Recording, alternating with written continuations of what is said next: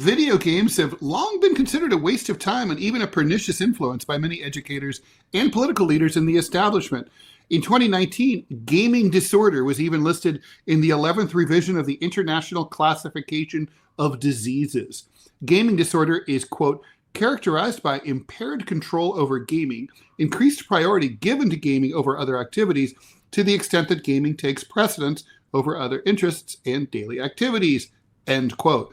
But not everyone was buying it. During the pandemic, new studies found that owning a game console and increased gameplay reduced psychological distress and improved life satisfaction among participants. The study found that spending just 1 extra hour every day playing video games is associated with an increase, not a decrease, in mental health and life satisfaction. So today we're going to reach out to gaming developer VK Samhith to ask him whether gaming ought to become part of psychological self-care. Hi, VK. Hi, Thanks for joining us again.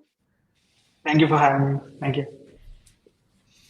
So yeah, like sports, like anything that you do physically, right? Video games as well have both cognitive, mental, and physical, benefits. But to keep it to not turn it into an addiction, you'll probably have to, you just like any other activity and entertainment, it has to be done in moderation. So when in moderation, we see, studies have shown, and me personally, playing games, I've seen the benefits, the upsides of it, the downsides of it, and there are more upsides of it when you're doing this in moderation, taking care. Let's say, for example, I used to there was this game called God of War Ragnarok that launched in 2023, a very recent game, and it was a long game. So I would play it with my joystick, and the game was a very long-winded game, so it's a bit long. So it would cause issues with my thumb. I would get thumb injuries if I played it for way too long. So anything in moderation would help you a lot. Wait, tongue injuries? How did that? It's just thumb. like No, thumb. Oh, thumb injuries. Yeah. Okay, all right. Yeah. So That's a different kind of game. anything in moderation, Right. yeah, anything in moderation would help. Ideally, it improves cognitive functionality. Let's say if you're playing a lot of FPS games, first-person shooters, or shooters in general, these games kind of force you to scan the world very quickly. Force you to make quick decisions. So it kind of, with research, has proved that it improves your ability to scan areas, improves your ability to find paths if you're looking just at an image. So there are a lot of cognitive benefits when you're playing a video game. So shooters primarily, because they are so fast paced, you have to play these and make split second decisions. They kind of put you in that zone where you are trained to make decisions, find objects very quickly. Let's say you have to find an enemy very quickly, right? Like if not a split second decision and then you're shot. So it kind of forces you to scan an image and multiple of those images, considering that the games are running at a very high FPS. So these kinds of high and high graphic fidelity games that are very high in terms of immersion kind of fool your brain that you are in that situation, and that primitive reflex of fight and fight or flight. Well, those are everything comes into stressor play. games, right? I feel like those, especially a first shooter game. Well, I don't know. I think for some adults that play that games like that, it's a means for them to blow off steam and relax, even though you hear them shouting angrily, in their man cave. And usually it's a man. I don't want to disparage female gamers, but usually it's a man angrily yelling at the screen. But it's a way for some of those guys to blow off steam from their day at work or whatever. And then they're fine when they get off, some are not fine, but there's a new genre of games that I wasn't aware of. And since you are a game developer, there's such a thing called cozy games. Yep. And I think I've seen them. I've seen a few as I've scrolled through. It's just hanging out on social media. I see like these games look to me kind of pointless, but it I guess has made people very happy. And this is like a new growing industry. Well, And what can you describe? What are they? what is a cozy game exactly? Yeah, give me what is that? Like, what does it look like? Yeah. So previously we used to have casual games. Casual games are not that intense. These were like, puzzle games or like, simple games that you could get by, walking sims. So these were all different kinds of puzzle games. Yeah, like the game that is right now on the screen. It's a very simple game. You traverse through environments. You talk to other people. You have connections, and then you solve a bunch of puzzles. You go through the motions of the story. So these are like they don't demand too much from you as a player, but you still go through the motions of a game, right? So you are traversing, solving basic puzzles. So in a way, cozy games have been around for a long time. They just got termed as cozy, in the recent times. So there were Right. games that were specifically made for you to relax. So and is that play, something like Sims uh, or like what kind of what's an The example? Sims or like maybe like in the old days, like Zelda. Is Zelda considered like a yeah, cozy? Or how I about mean, or Zelda, Minecraft or something? Or but like, Minecraft maybe or something? yes, I mean, in a way, you could. I mean, Minecraft fans would not like if I would call their game cozy, but in a way, it is primarily, you're building stuff like playing Lego, right? You're relaxed. You're Ah, just you're making stuff. You're making You're not castles. under You're making, stress. You're not like in Frogger where exactly. you're trying to get across the street without getting killed. Right. Exactly. So oh, I there's a see. lot less stress within the game. So these genres have become, uh, primarily very, I would say, casual. And then because of the massive influx of female audience within gaming, Ah, they started to lean towards more of these cute, where often with a lot of animals or like very very funny or quirky. All these different genres all blended together, very relaxed experience, more sometimes social as well. So all this together is because there are a wide range of games within the cozy you know genre itself, but most of them have been about having a relaxed experience, not demanding too much you know critical thinking from your end. Obviously these games could become complex at some point, but they're more about hey, today I'll open my farm, I'll check how many of these let's say wood was chipped or not, and did I fish, do I have enough supply for the or next like they're few days. farming, like the farming Yeah, games I've farming seen. sims, exactly. Yeah, Yeah, like did my yeah, corn grow? Or yeah.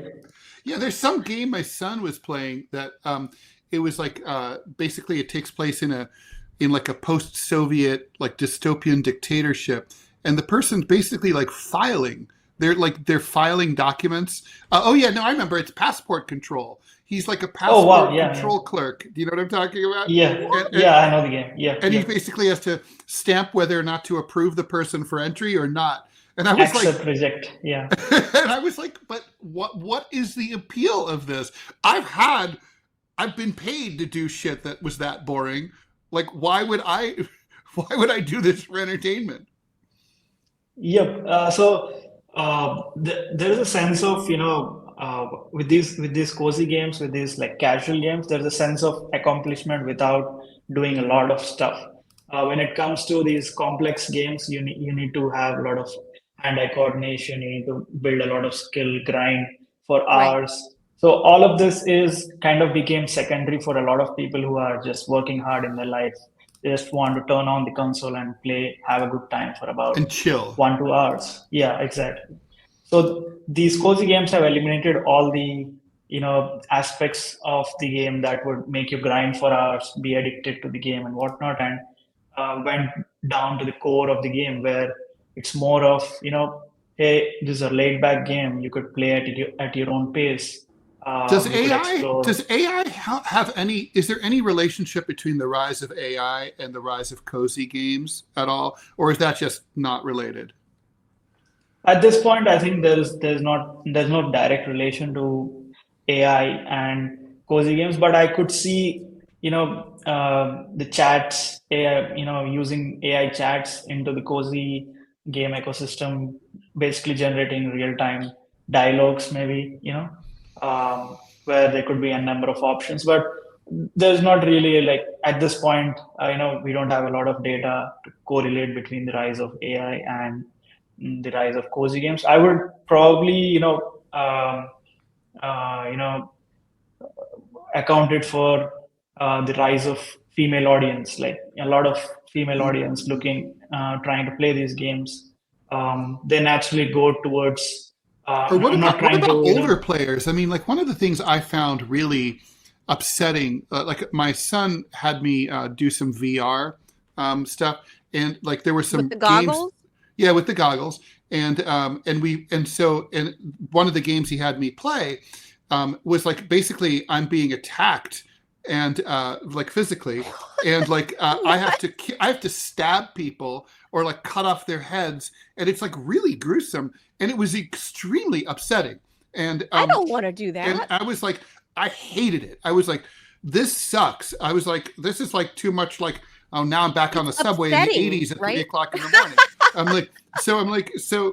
was like, I'm not doing this. I just wonder if like cozy games might be more appealing to people like me who are, what's the word? Oh, wimps.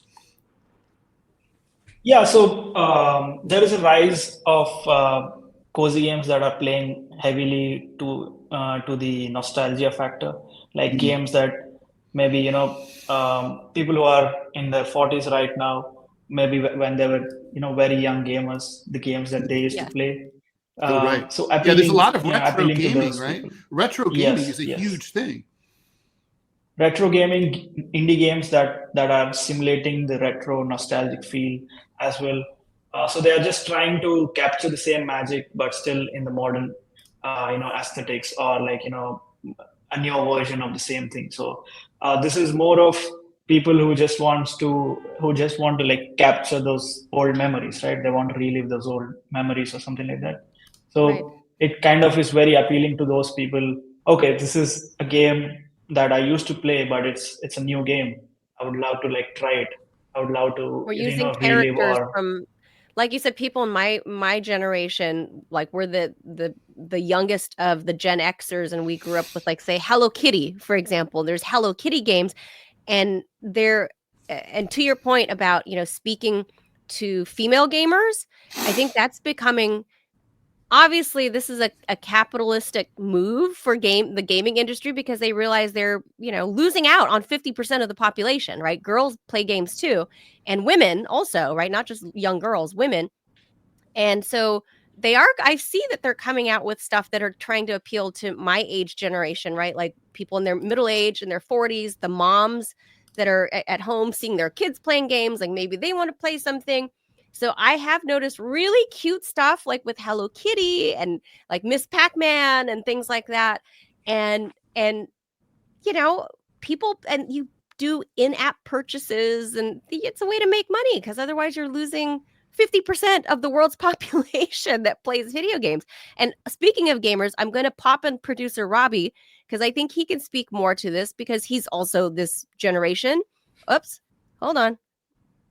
Because I think he can talk to us more about what we're missing here, because producer Robbie, Ted and There I I are not am. gamers. We're not gamers. We're trying to True. understand the whole thing. I'll try a little game here and there, and especially vetting it before my son. And he's a little dude, right? He's only learning to read.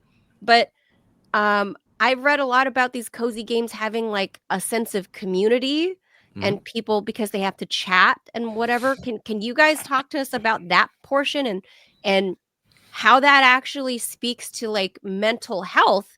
Because especially during times of COVID, this was their only social access, right? Because we were on lockdown, people couldn't get out, so this was kind of their saving grace, right? Yeah, well, I mean, it's pretty neat because like the whole reason I even met VK to begin with is because I'm a content creator. I stream games here on Rumble and on YouTube. And so he's come out with the Cult Chambers. I thought the game looked really neat. So I reached out to him over on Twitter, say, hey, this looks really cool. Can I cover the game?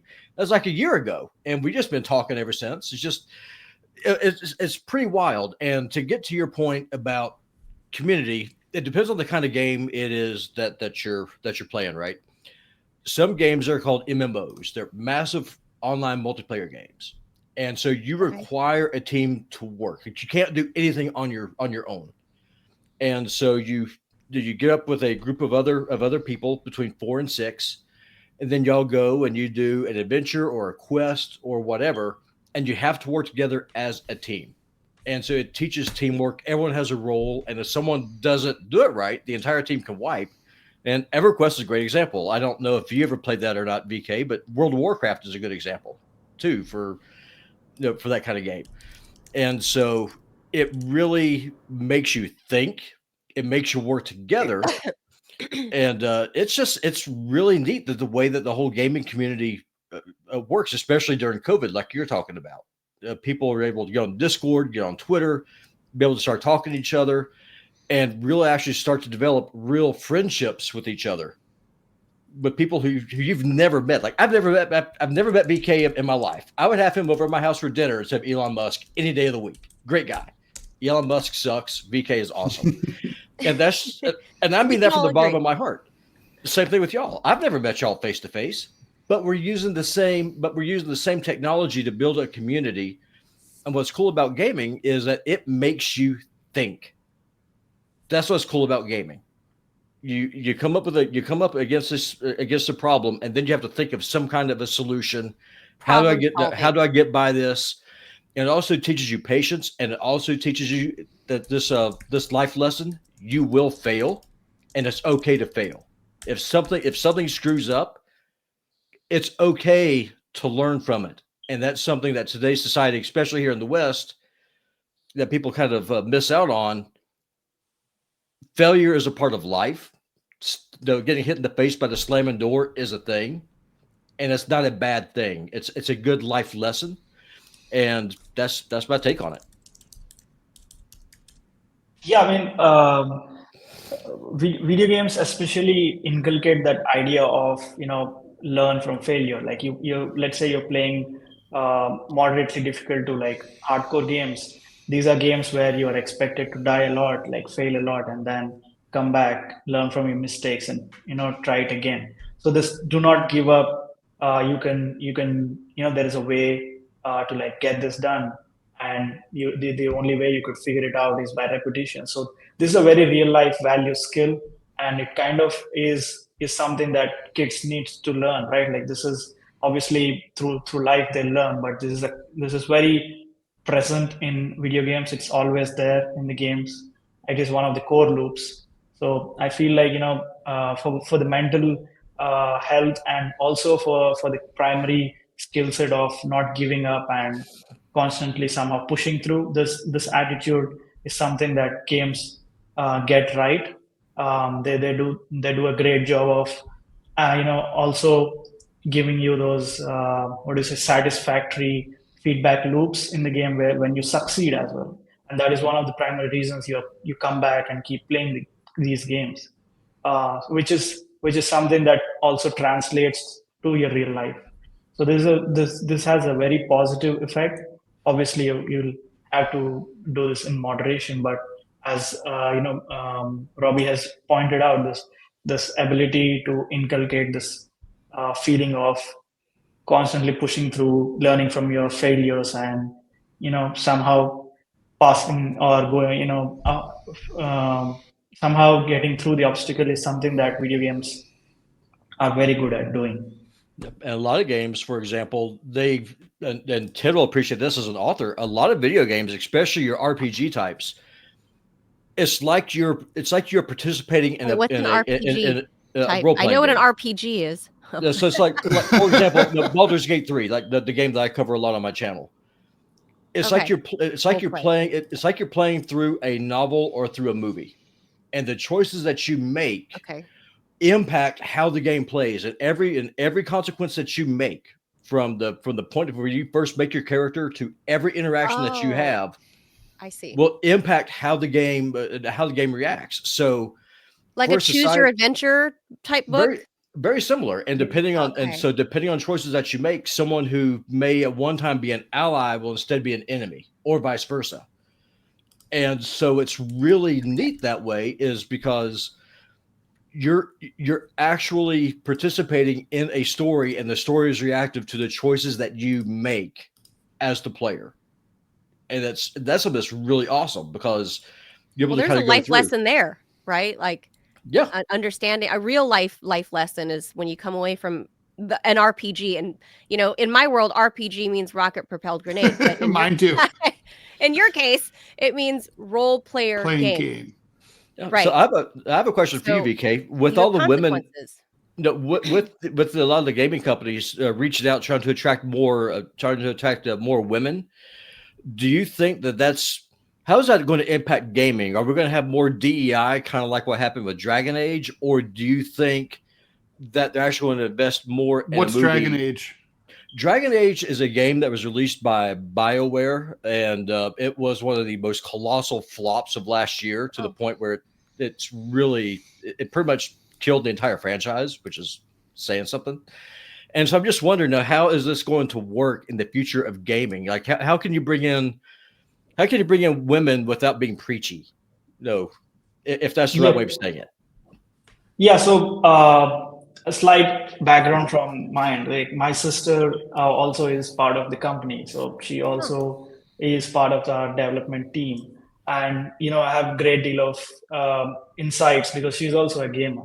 So I have these same questions, and I do speak to her and try to understand, from a woman's perspective, what's going on in the industry and whatnot.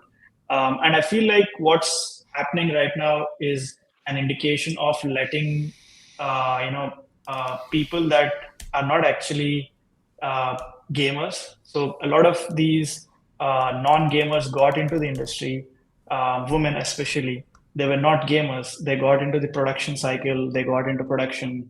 They had a very narrow, view about video games. They thought they could steer it into a direction that they agree with, rather than trying to understand actual female gaming audience.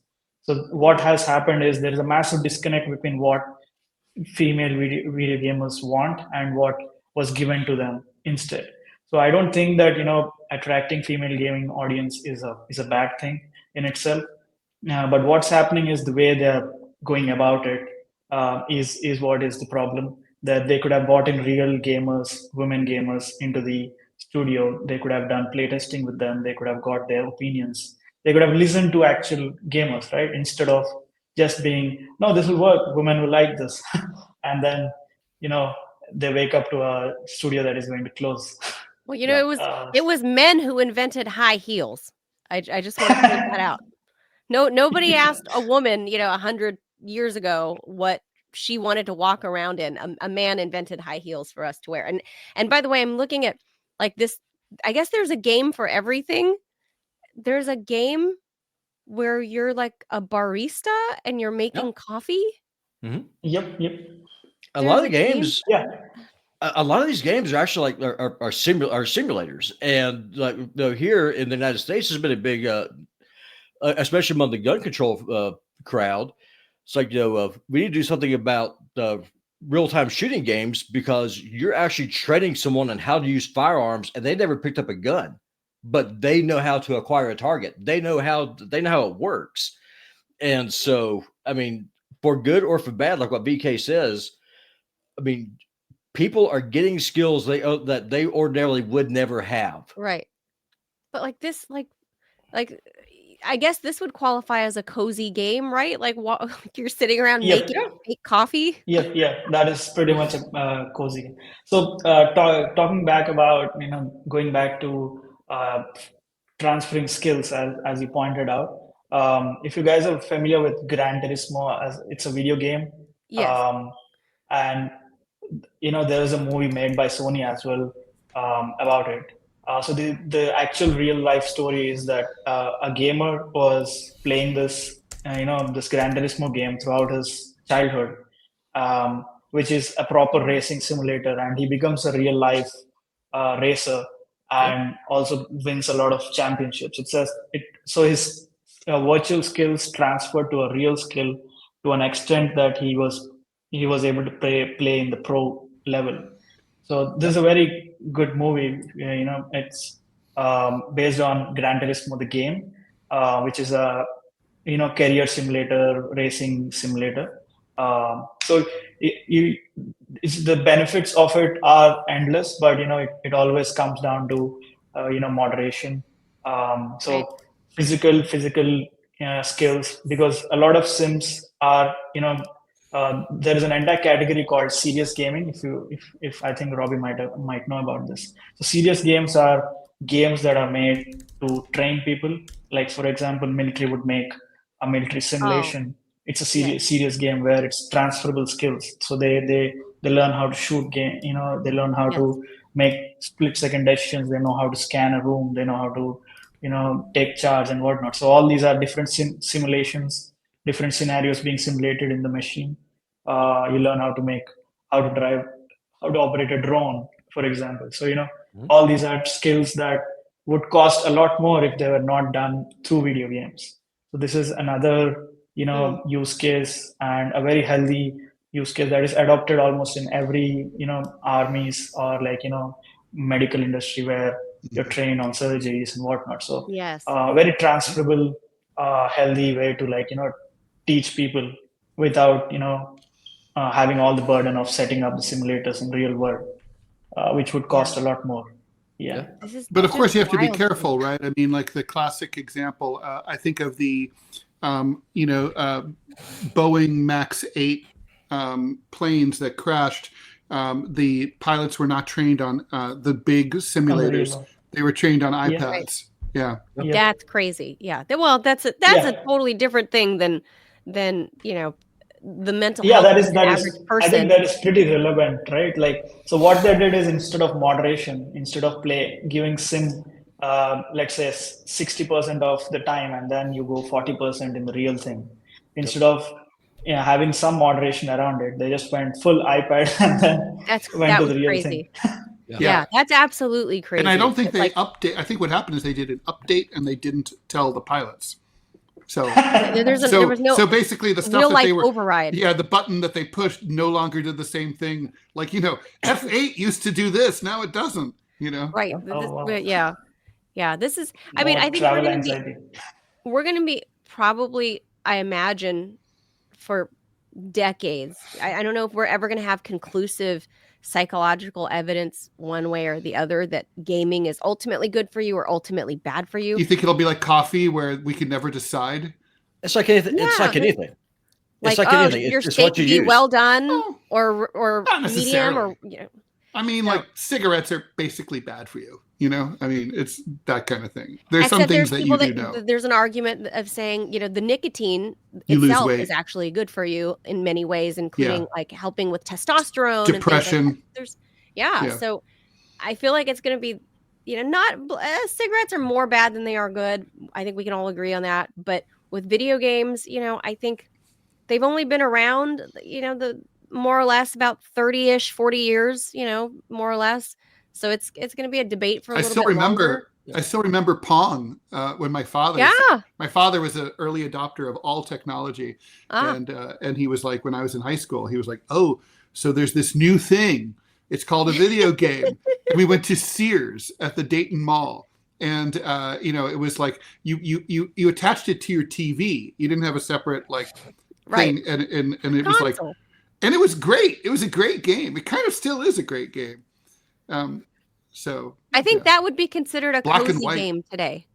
I mean, it's as far as gaming goes, it's just like anything else. So one of our first episodes when the show first launched, we had Peter Coffin on, and we were talking about the AI chatbots and that kid who killed himself because the chatbot says, "Hey, I want us to be together." Mm-hmm. Oh God, yeah. We don't fear the Reaper. Yeah, it's just you get out of it what you put into it. I played this game. Some people, let's just be honest, some people are just crackers, to use the politically correct hospital term. I can't say they're crazy, except to say that they're crackers. And so, I mean, I guess what I'm trying to say is for the majority of the population, it's going to be a good thing. It's going to teach you how to cooperate. It's going to teach you patience. It's going to teach you a skill, especially here using the brain cheese to figure out how to solve a problem. There's going to be a subsection of the population who, for whatever reason, they're missing a cylinder or something, and their brains are broken, and they're going to make them stupid spiral. things. It'll make them spin out. Correct. Right. And Right. so Something will trigger it. I mean, that's, some it's just like anything else. And it depends. Obviously, it also this is broad strokes, right? It depends on the game. Depends on Correct. the type of game. It depends, Of course. how the game is consumed, how frequently. You remember with the first, it's not the first, but the big school shooting, what's it called, in Colorado? Columbine. Thank you. Columbine, they tried to say, well, these guys were gamers. These guys were gamer nerds. That was a big part of blame it. That was a big thing. And victims of bullying. Right. And I've ever since then, I feel like that's been the conversation for young people, whether gaming is good for you or bad for you, good influence, bad influence, and back then it's not like you had this, like you were calling, Robbie, what was it? Multiplayer. Yeah, MMOs. Yeah. And so, I mean, there have been people that committed suicide, because they were playing with these MMOs. They got with a group of people, and for whatever reason, they just got really attached to one of these people or whatever, and they moved on. And this person just couldn't handle it. They were bereft. Yeah, and the person decided to opt out because he could not handle the real world without the digital world. And I have to say, probably this person that they would have probably in the real something, if video games didn't exist, something else would have something in the exactly. It's like when someone's that fragile, something's going to get you. No question about it. But to end on a happy note, since it's a Friday, it's a Friday. For example, this little game, I let my son have. I played it, and I ended up playing for like an hour when I was sick. So it did make me happy. It was kind of pointless. It's kind of like Tetris, but with cute fruits. And it kind of helped pass the time until I dozed off. I wasn't feeling well. And, it was a game that my son wanted to play with me. And, it actually became like a thing that a parent could do with a kid together on the iPad. Right. And like dropping the fruit and I feel like by the way, I think this is anything to do with your kids. I think that's an important thing. The experience that you just described, right? And I described like my son. My son shows me video games too. He's not as much of an avid gamer as he used to be, but still. So I think as gaming becomes mainstreamed more and more and more, especially to older cross-generational interactions with parents and grandparents, eventually, not in 50 years, in 10 years, there's going to be a lot of members of Congress who actually have played video games and do know. Are gamers themselves. That's going to happen more and more. There's going to be parliamentary members in India who are hardcore gamers. And this could be a good thing. There will be. And I think so then it'll be mainstreamed. I mean, I always remember, I was shocked to read this. There was a time when the paperback book was introduced, and apparently the power elites thought that was terrible. A terrible influence, because people would be reading all sorts of trashy books instead of, I don't know, praying or going to, working in the fields or whatever. So the point is, it was like society will be completely destroyed if the masses are reading whatever they want, because it used to be that only, books were so expensive. Right. Only the rich people could have them, or if you were lucky enough to have access to a public library. So, the point is, no one thinks that now, right? So, I think that there's Alvin Toffler wrote a book called Future Shock in the 70s. This is future shock. This is a future shock. AI, gaming, all that. The space that exists only in the virtual space, and now it's going to become just part of our lives. But it's future shock. Yeah, and like I said, wrapping it up nicely for a fun Friday, happy conversation. I feel like it's great to hear not only gamers saying that there needs to be balance, but we're hearing from an actual game developer who's, his life's bread and butter is coming from people playing video games, is calling for moderation and balancing for real life with screen time. And like, I think that's an important message as well, Ted. And I think all parents, you and I can agree that matters, and it has to come from the gaming community to tell each other that you shouldn't stay on 24/7, to balance that mental health from having your gaming community friends and out there your real world family as well. That, right, VK? I'm going to give you the last word on that, the balance, because you're a game developer. I take it you're a gamer yourself. Any last piece of advice on this particular subject about the balance and keeping good mental health? Yeah, so anything in moderation, right? Video games as well are in the similar boat. This is a new medium, of course, like just like how when TV was introduced, television was introduced, a lot of parents were worried that their kids would get addicted. It's the same thing with video games now. So it's a new medium. It's new for a lot of people. So there would be fear as expected. So what we could do is educate people on the plus side of it, and make sure people are doing this in moderation so that they benefit out of it rather than they close it altogether and lose out on all the benefits. So I would say it has a lot of physical and cognitive advantages if you play a game.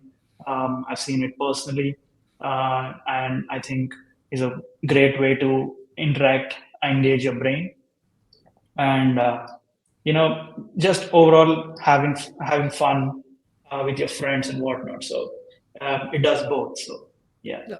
VK, tell us real quick before you leave. Tell us about Occult Chambers and how can we support you and your business. So Occult Chambers is an action horror game set in India. You explore a lot of Indian mythology in it. It's on Steam. You could go wishlist it. I think that should be. Do you have to know? Do you have to be familiar with Indian mythology to understand it? Not at all. No.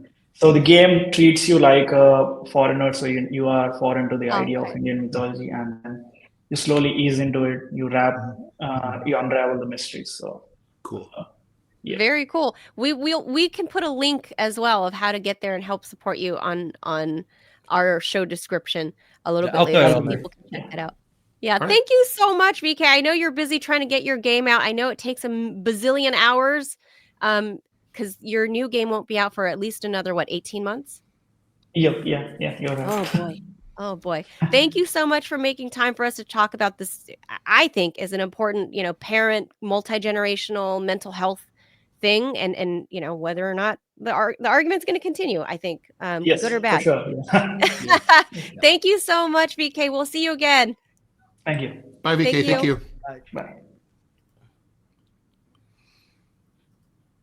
Okay, so I think was a great, fun Friday conversation. I didn't know. I'm still learning about video games, and I think a lot of parents are still learning about video games. Ted, yeah.